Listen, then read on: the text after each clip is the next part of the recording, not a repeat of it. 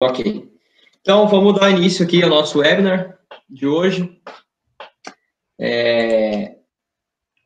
Antes de começar, só para dar uma introdução para todo mundo aí, a gente trabalha na analítica com a linha de microscopia e a gente está fazendo alguns webinars nessas últimas semanas. E hoje a gente vai falar de microscopia eletrônica de varredura. Nós temos uma das nossas linhas, né, que é a linha da Thermo. A gente trabalha com MEV de bancada, mas nós também trabalhamos com essas outras linhas que vocês estão vendo aí, que é desde a parte de microscopia óptica, a microscopia de força atômica e também os consumíveis para microscopia. Hoje, na verdade, quem vai fazer a apresentação é o Fabrício.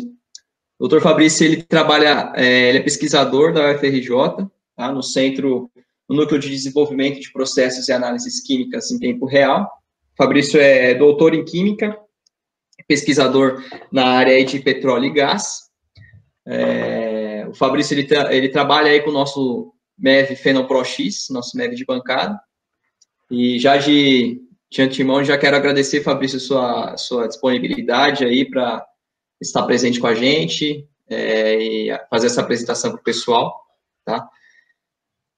Também parabenizá-lo, porque hoje é dia do químico, né? Então, a você aí, parabéns pelo seu dia. Também sou químico e todos os químicos que estão presentes aí, parabéns pelo nosso dia. Vou deixar aí para você, Fabrício, fazer a apresentação. Eu vou encerrar meu compartilhamento. Tá. Aí você pode abrir o seu aí.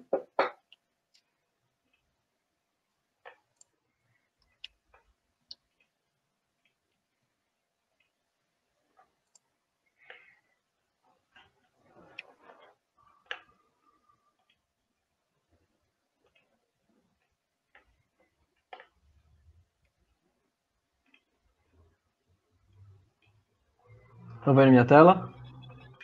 Tô vendo. Mas tá em tela cheia não, né? Não. A gente tem que inverter aí. Vou fazer isso.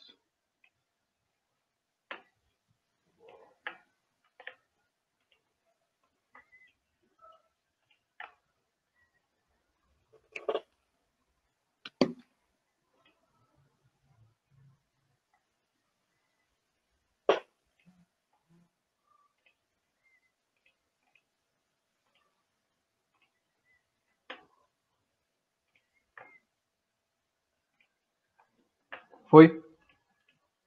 Tá carregando. Aí, agora foi.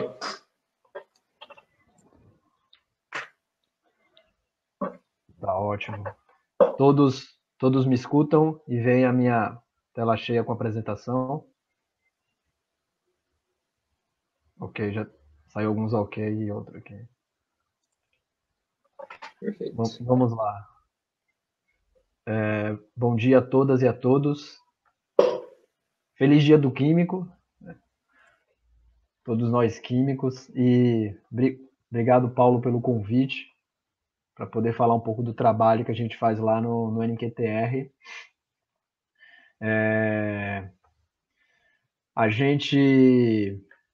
Vou falar um pouco do que a gente faz na área de microscopia eletrônica aplicada aí na caracterização de carbonato de cálcio, né?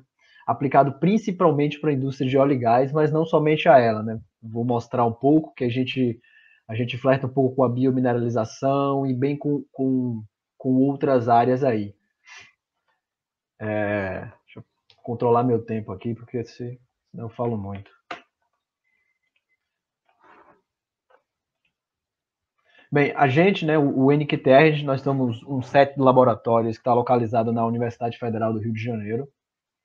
A gente tem atuação aí duas grandes áreas, química fina e biodiesel, trabalho com CO2 supercrítico com extração.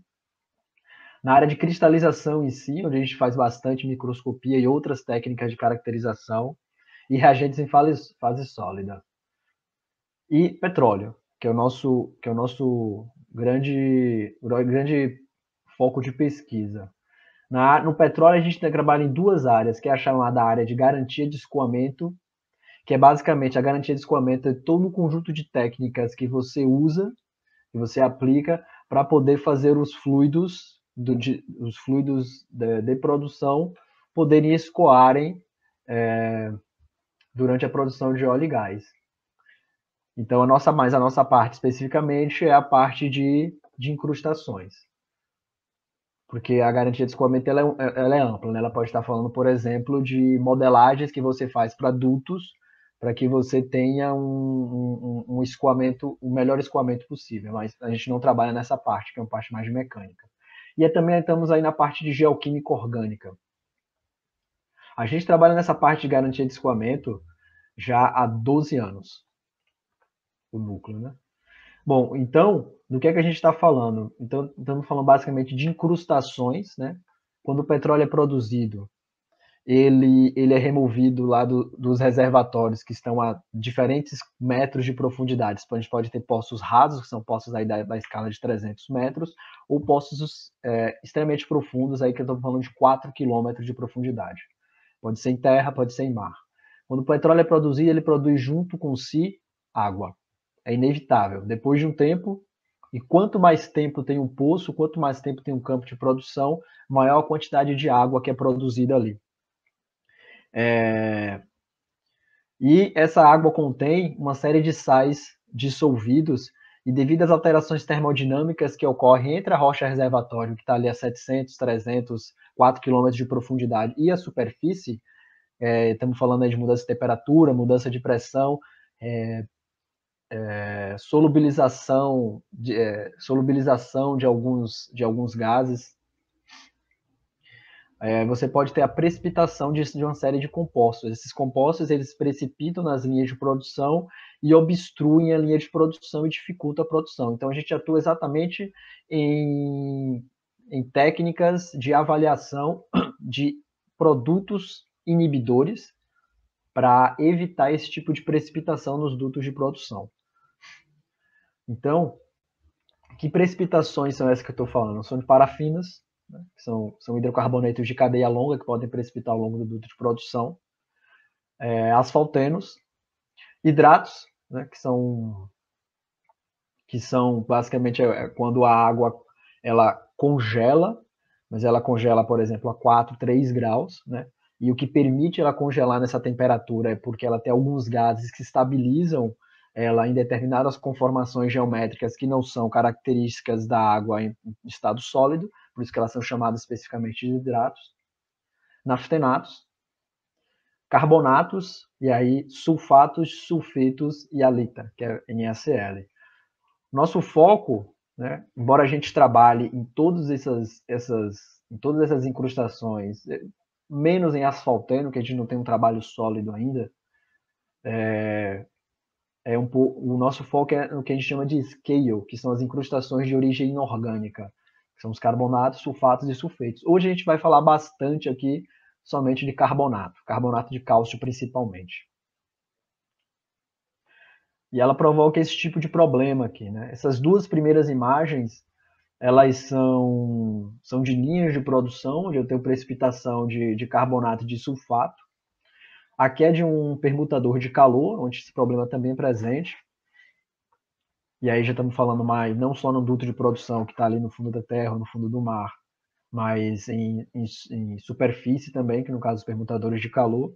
Agora, um estudo importante também para a área de carbonato e entendimento da cinética de precipitação do carbonato é na área de biomineralização, né?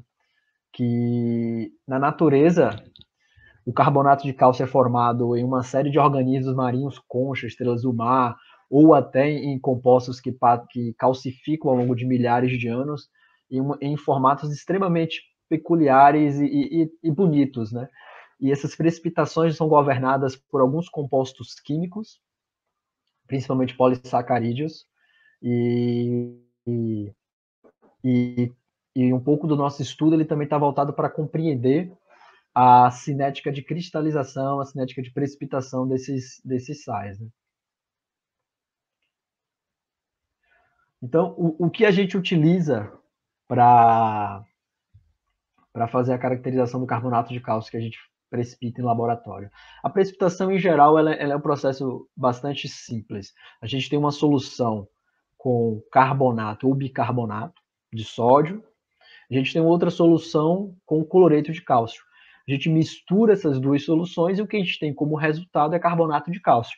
E a gente brinca um pouco com a composição dessas soluções. A gente pode adicionar NaCl para aumentar a força iônica do meio. A gente pode adicionar outros metais, né, como potássio, como ferro, como bário, para entender como é que se dá o carbonato de cálcio coprecipitando com outros íons presentes. Ou a gente pode até adicionar um outro ânion que precipita junto com o cálcio, como o sulfato, por exemplo, para entender como se dá a precipitação de carbonato na presença de impurezas. E para caracterizar esses sólidos ou as soluções sobrenadantes, né, a gente usa técnicas como ICP-OES, a microscopia eletrônica de varredura acoplada com EDS, distribuição de tamanho de partículas, videomicroscopia, FTIR, infravermelho, com transformada de Fourier, DRX, que é algo que a gente sempre faz junto com a microscopia eletrônica, né, para caracterizar a fase cristalina que está precipitando, microscopia Raman. Mas hoje a gente vai focar aqui na microscopia eletrônica, né? Todas as nossas conclusões, vocês vão ver que muitos dos slides que eu mostrei para vocês, eles têm uma referência e tá na internet, vocês podem acessar facilmente. Se não conseguirem, eu vou deixar meu e-mail no final, vocês podem mandar um e-mail pedindo paper ou trabalho referente, eu mando sem problemas. E nosso equipamento é um equipamento que a gente tem 4 anos, que é o Phenom Prox, que é um microscópio eletrônico de varredura acoplado com EDS. Pois bem, o carbonato de cálcio ele tem 5 polimorfos característicos.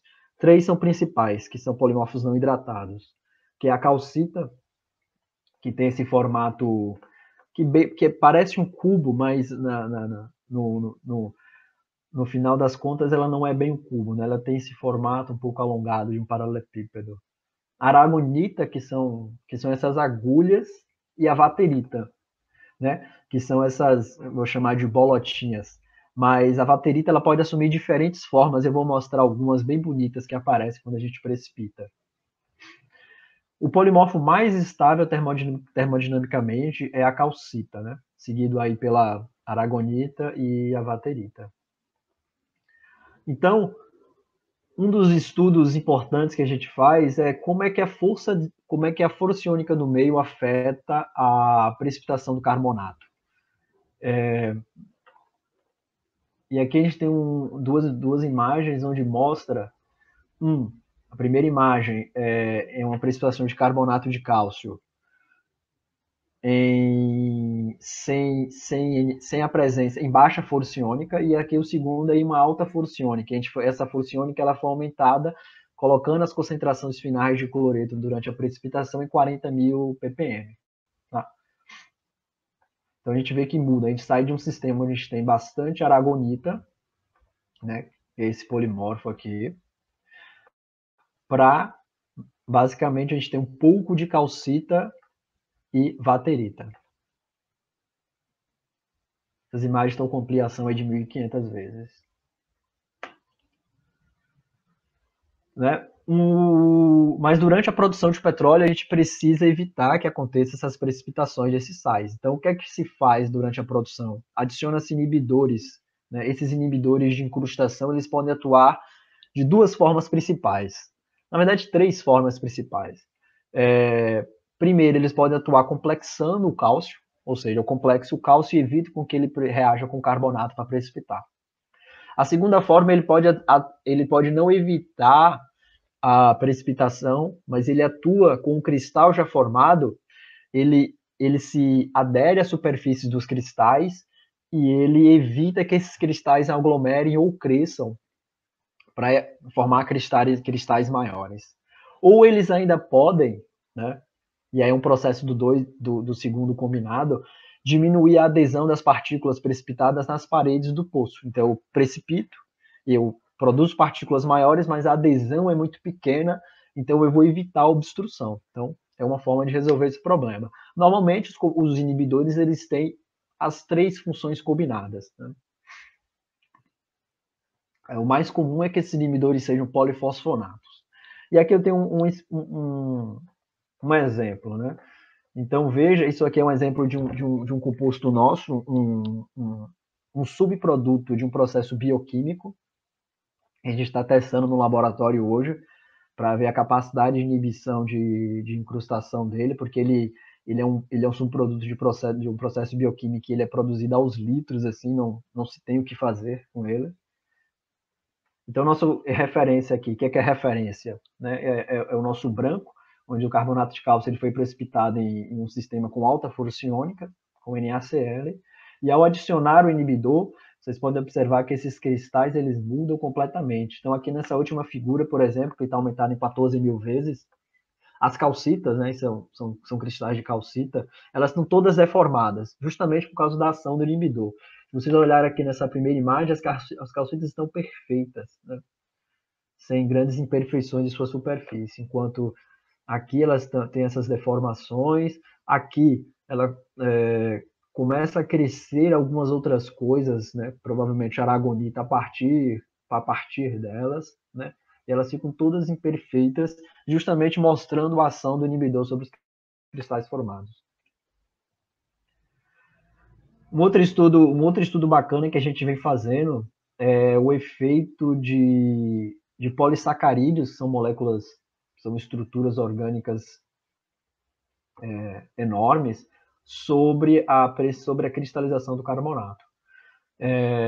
Esse estudo é mais interessante para a gente para entender alguns comportamentos biológicos, né? Esses polissacarídeos eles governam a precipitação de carbonato de cálcio de uma forma bem elegante. Então a gente sai no sistema onde a gente tem basicamente aragonita, esse aqui é um sistema com baixa força iônica, e ao adicionar uma pequena quantidade de inibidor, a gente está falando ainda de 10 ppm, a gente tem uma modificação completa do polimorfo que é precipitado. Boa parte dessas precipitações são feitas em alta temperatura, entre 50 e 80 graus. Aqui são mais algumas imagens do efeito desses polissacarídeos.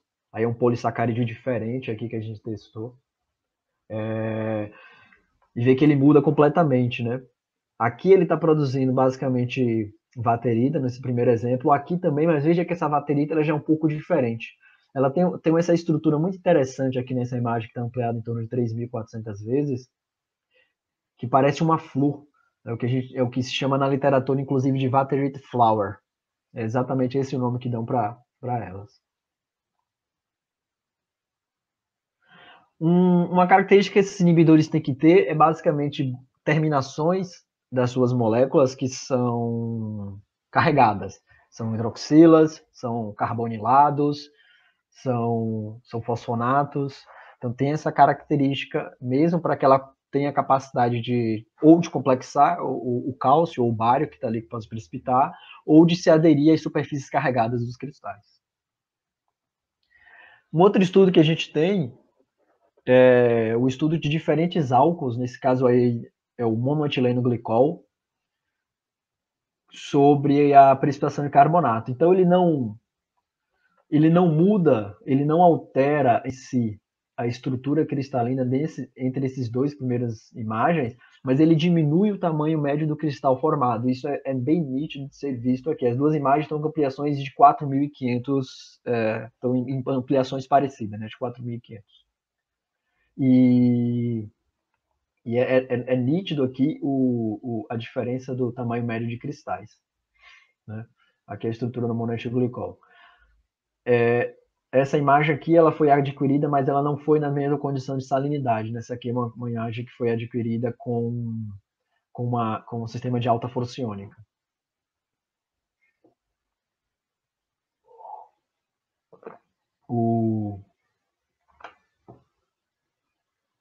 Aqui também eu tenho o efeito do monoetilenglicol. A diferença dos dois experimentos aqui é a seguinte. Esse experimento ele foi realizado em batelada, eu tinha um reator onde deixou-se os cristais ali por algum tempo, e aí depois eu tirei aqueles cristais, filtrei, fiz a lavagem, sequei e levei para o microscópio eletrônico para fazer análise. Nesses aqui foi diferente. A gente em um sistema contínuo acoplou um filtro de alta pressão, colocou uma membrana porosa de 0,45 micrômetros e passou e fez com que a precipitação acontecesse com encontros das duas soluções de forma contínua. Elas se encontravam no filtro um pouco antes do filtro e a precipitação acontecia ali e o filtro retia esses sólidos, né? E é bem interessante a alteração que acontece entre a nossa referência, onde eu não tenho monoetilenglicol, e a, a, a estrutura com 80% em monoetilenglicol. Né? Então, a diferença dos cristais formados aqui é enorme. Esse estudo foi feito, na época, foi no doutorado do Vinícius, né, que é um dos professores do nosso núcleo, e ele era para mostrar como o MEG se comportava frente ao carbonato de cálcio. Né? Por que MEG? MEG ele não é visto como inibidor de incrustação salina, né, incrustação inorgânica. Ele é usado como inibidor de hidrato, que é um outro tipo de incrustação que a gente falou lá no início. Mas ele conseguiu mostrar que, a depender da quantidade adicionada, o MEG ele pode servir como um inibidor duplo, tanto para hidrato quanto para scale, e aí ele foi atrás fez uma série de técnicas, imprimiu uma série de técnicas de caracterização, e uma delas foi a microscopia. Ele mostrou que afeta bruscamente a estrutura do cristal. E isso interfere na forma como o cristal se aglomera e como ela se deposita no interior da tubulação. Um estudo bastante um dos mais felizes que eu fiquei de fazer, né, foi o efeito do sulfato sobre a precipitação de carbonato. Antes de um trabalho que a gente publicou em 2018, que a referência está aqui embaixo, a gente sabia que o sulfato ele se aderia preferencialmente em uma das faces do cristal de calcita e também dos outros polimorfos, mas principalmente de calcita, e alterava o hábito cristalino, né? Ou seja, ele não alterava o polimorfo que estava sendo formado, mas ele alterava como aquele polimorfo aquecia, uma modificação de hábito e não uma alteração de polimorfismo. Só que isso só tinha sido modelado até então. A gente não tinha nenhum resultado usando uma técnica experimental que comprovasse esse previsto em modelagem. Né? A gente faz isso em 2018, onde a gente, onde a gente conseguiu observar que existe de fato uma incorporação preferencial do sulfato nos cristais de calcita frente aos outros dois polimorfos. E como que a gente fez isso? Né? O nosso microscópio eletrônico ele tem o EDS acoplado, né? Energia dispersiva por raio-x, né? Que o raio-x é quem vai fazer a qualificação de qual tipo de elemento que está ali. Então, vejam que eu tenho essa imagem como exemplo aqui, que são 3 pontos, eu fiz o EDS pontual em 3 cristais aqui. Por que esses 3 cristais? Porque no cristal 1 eu tenho um cristal de aragonita, o meu cristal 2 é um de vaterita e o terceiro é de calcita. Então, veja que se você olhar o enxofre, né, acompanhar o enxofre no ponto 1, que é no meu cristal de aragonita, eu não tenho enxofre. E o enxofre é o indicativo do sulfato, né? A gente não quebrou esse sulfato, o enxofre que está presente ele só pode ser sulfato, que a gente adicionou.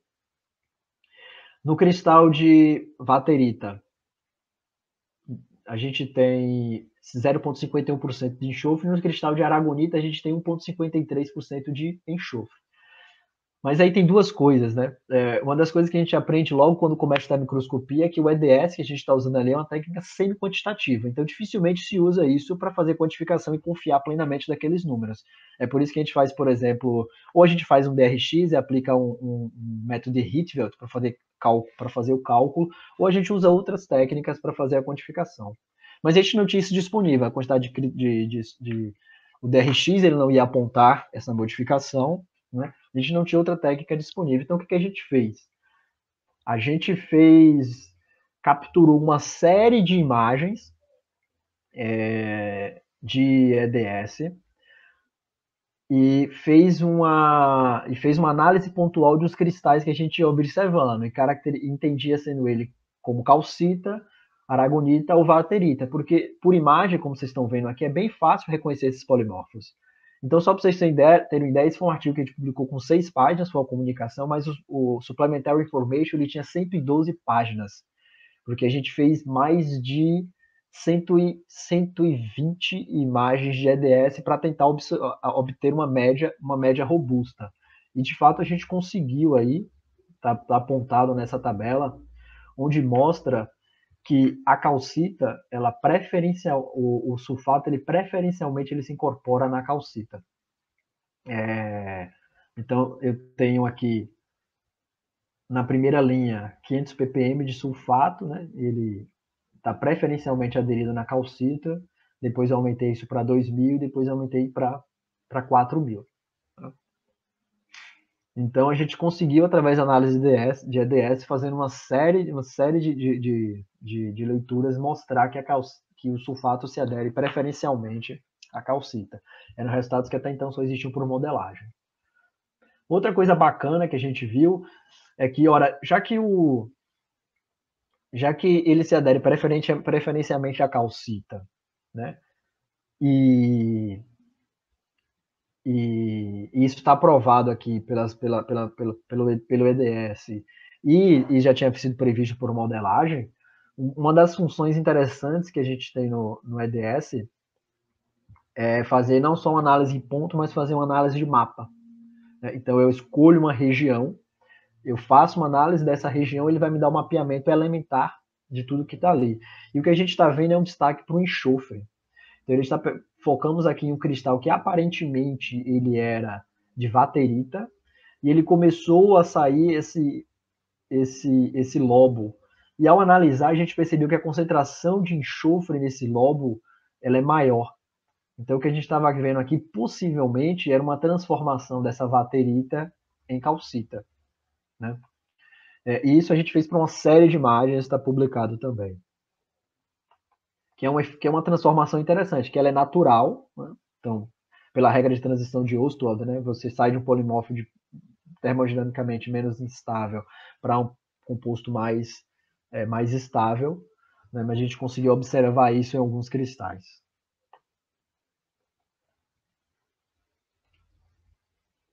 Um outro estudo que a gente tem feito, em um projeto nosso que tem 2 anos, é entender sobre a adesão desses compostos. Então, o que eu mostrei até agora é basicamente a precipitação deles em condições bateladas ou em condições contínuas, mas a gente sabe que o polimorfo, a depender de qual tipo que a gente está tratando, a gente tem indícios disso, né? A gente não sabe com certeza, a gente espera em um ano e meio estar provando isso, é que ele tem uma preferência por aderir aragonita e depois calcita e depois vaterita. Como assim? O que é isso? A aragonita ela se adere melhor a superfícies metálicas, seguidos pela calcita e seguidos pela vaterita, né? Isso foi mostrado através de uma técnica que a gente tem de análise de imagens, não vou entrar em detalhes aqui, mas a gente fez basicamente uma placa metálica com uma suspensão do polimorfo específico, então a gente sintetiza o polimorfo especificamente, tem formas de controlar esse polimorfo que é precipitado, né? Onde 99% do que está ali vai ser calcita, ou vaterita, ou aragonita. E a gente viu que preferencialmente a gente tem adesão da aragonita, seguido pela calcita e depois a vaterita. Então a aragonita ela adere muito mais do que vaterita. Então é um bom negócio quando eu tenho um inibidor, por exemplo, que transforma ou que preferencialmente deixa se formar a vaterita do que a aragonita. Por fim,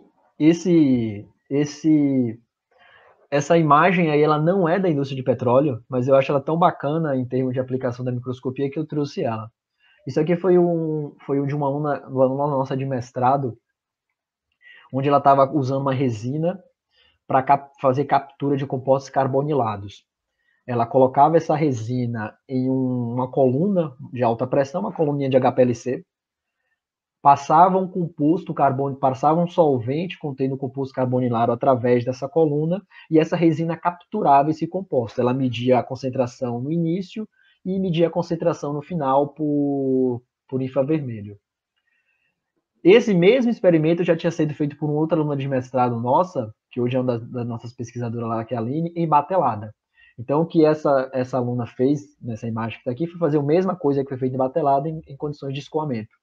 E ela viu que a eficiência de remoção de compostos carbonilados era menor. E é muito difícil. Normalmente, as reações em condições contínuas, normalmente, né, isso não é regra geral, mas normalmente elas têm uma eficiência melhor. A gente começou esse projeto esperando que a eficiência fosse ser melhor, e ela não foi em condição contínua, ela era melhor em batelada. A gente ficava tentando entender o que estava acontecendo, e no meio desse caminho chegou o MEV, né? E a gente foi, vamos fazer o MEV dessas resinas. A gente descobriu o que estava acontecendo.